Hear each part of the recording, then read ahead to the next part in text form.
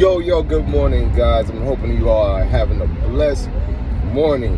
Man, I can't be anybody but myself, so I most definitely had to jump on this thing this morning. And the reason why is because I feel energized. I have energy this morning. I have a lot of life in me this morning. And those days, especially during my first prep, it's few and far between, because I'm going through a lot of different changes.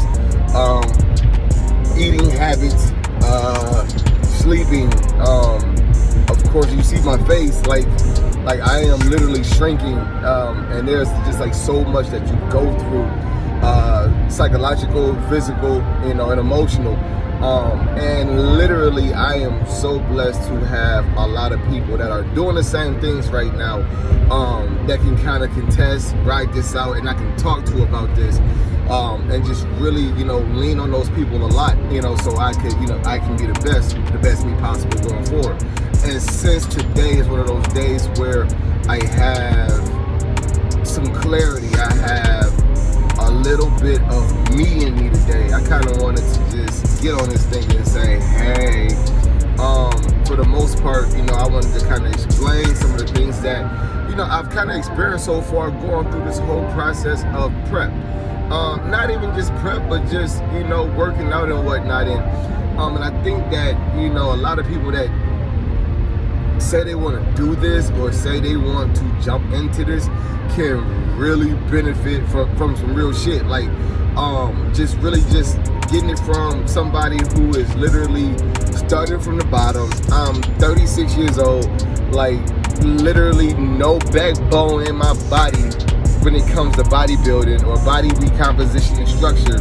I play high school sports, I play intramurals and shit like that, but never to the point where I let my full physique or my full DNA kind of, stand to the front. Like majority of us, we live life, we do us, but not really, seeing that aesthetic side, that physical side, coming to that point of at 36 years old, it's a little different. But with prep, man, the one thing that I'm realizing a lot is that, over the time, and of course the time of me going through all the stuff that I've went through in my life with health complications and whatnot, not having a gallbladder, drinking 1.5 gallons of water is very difficult, because I cannot hold my pee at all. So every 5 to 10 minutes, even in my sleep, I am up and down, trying to battle get rest. Not only get rest, use the bathroom back and forth because I am going. So if I don't drink early, if I'm not chugging, early to try to, pee majority of this out going forward, like later on in the day, it's a wrap. Luckily, we got it in yesterday. But for the most part, that's one thing, allow my body to kind of go through those health issues, changing it, there is still some complications that I deal with. But, drinking 1.5 gallons of water really has been, doable and difficult at the same time, because sometimes you really just don't want to drink. And you don't want to drink that much anyway, especially not water. Luckily for Coach, he kind of gives us like 0-calorie drinks and things like that we can drink on, and it's sweet enough, so it's not like we need a lot to get the job done, because the taste buds have changed. And that's another thing. Over the case of me, being obese, big, I'm a mac and cheese fan, spaghetti fan. And you guys, I'm a sweet fan as hell. You guys see me posting nothing but sweets, or Kylie Green's crazy, Kylie Muscle's crazy, Kylie Muscle's crazy, food hiatuses where he, does that once a week, eating crazy, whatever the case may be. Like, I post that stuff because that was me.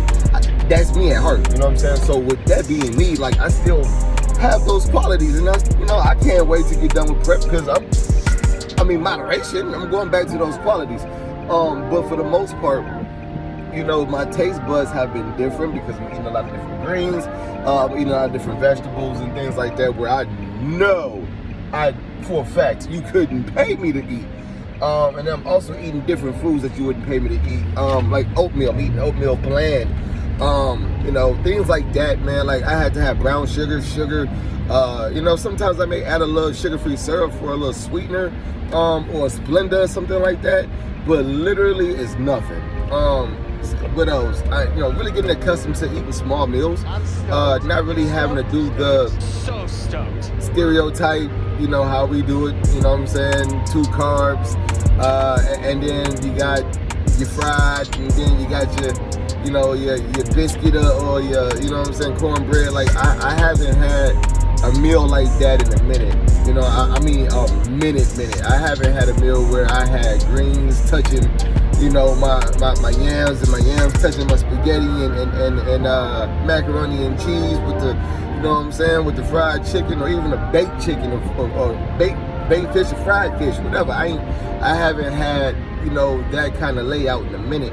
So, you know, going through that phase and all of that, like literally, that, you know, all of it has been different. Another thing, you know, lifting weights. A lot of people don't understand the gist of strength and shredding. When you're shredding, we're really not lifting heavy. You're pushing everything that you can to the max. And what you used to push, you have to kind of put that pride to the side, and get what you can. You know what I'm saying? And you'll learn quickly because it's high reps, it's high energy, and your acute variables like your intensity, things like that is cut short. So like you're 45-second rest, 30-second rest, and you're balls deep, you're back into it because you constantly want to sweat. Versus, you know, building muscle where you're going for 5 to 8 reps and you're waiting 2 to 3 minutes in between to get your ATP to be at the maximum, 100% maximum that you need in order to push that effort, that next 5 or 6, you know, reps. So for the most part, it's different, and I'm learning that because, of course, me being, you know, going through this process, I didn't think that this would be the situation. So I thought I would be lifting crazy and doing my normal thing. No, bro, I'm not. You know what I'm saying? Like, I'm lifting dust around here, but at the same time, the effort and trying and still seeing my body just literally soak everything up as I shrink is nuts. So, you know, kudos to, you know, Coach, because he knows his program, he knows what he's doing.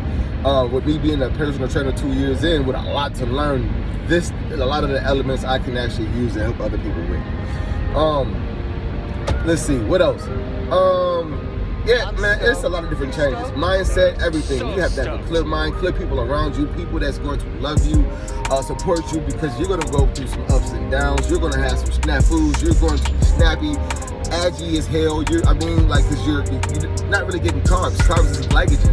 It's going to give you that energy. It's going to give you that push to move forward. A lot of times you're eating just a protein, high protein, and a veggie, or something like that, to the point where you're really not eating a lot, and you're eating, you know, very, you know, minimal meals. You know what I'm saying? So like sometimes you're at a baseline rate, or as they call it, a metabolic rate, or just a little bit over. You know what I'm saying? So you're really not getting too much food. Where, say for instance, your basic metabolic rate may be 1,700 calories.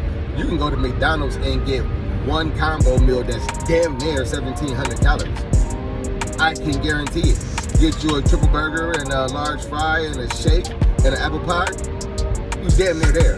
You know what I'm saying, for the most part. Or you don't even have to get the shake. You can get you a pop, a large Coke, and you're there.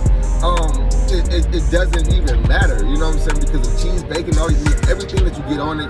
I mean, that burger's gonna pop you for about a good 800 calories, 1,000 calories, and then next thing you know, you got another, 5 to 6 because of the fat from the peanut, from the oil on the actual fries in itself. Sheesh. You know what I'm saying? That one meal, we're breaking that up in 7. Think about it.